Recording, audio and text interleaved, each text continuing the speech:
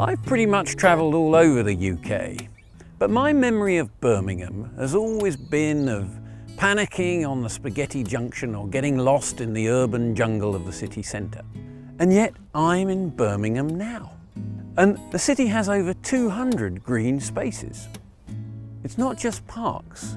Birmingham is a cultural hub. So today, my first stop is the Icon Gallery in Brindley Place.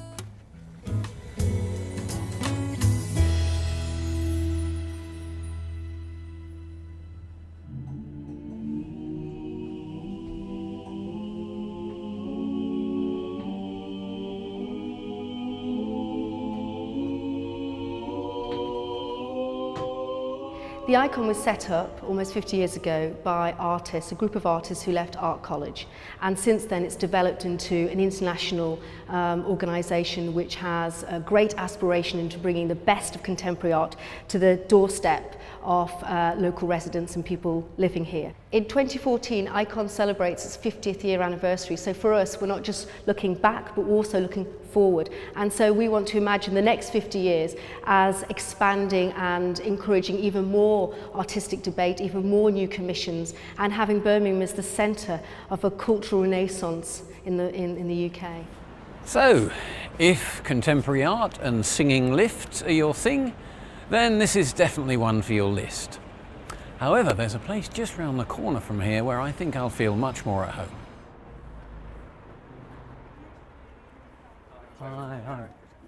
Right, brilliant, thanks. We're one of the oldest theatres in Birmingham, actually.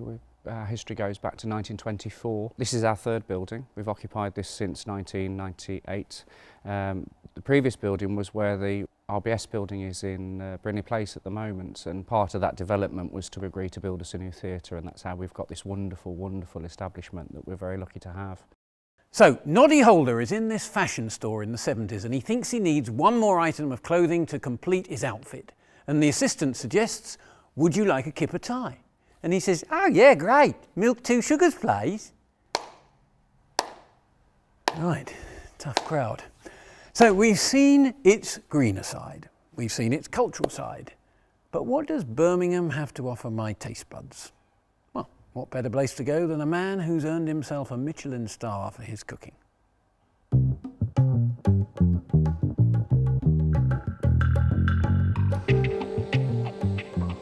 My ambition from the age of 11 was to have a restaurant in the centre of Birmingham, which we call town. So if you ever went to town on the 55 bus, like you had like a bit of money in your pocket, or you were going to, you were going to go dancing. So to have my own restaurant in the city centre has been awesome. We're taking pride in our city, and we're trying to promote the city as best we can. And to be honest with you, it seems to be doing it for itself. We don't have to stand on the top of the rooftops and shout out how great it is.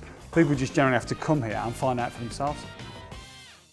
I have to admit, when I first got the gig to come here to Birmingham, I wasn't overly excited. But having spent a couple of days here, I've really quite enjoyed myself, which just goes to show, if you look beyond your expectations, you never know what you might find. So, kipper tie. Why didn't that joke work? Oh yeah, I remember. It's a rubbish joke, isn't it? Should have thought of that.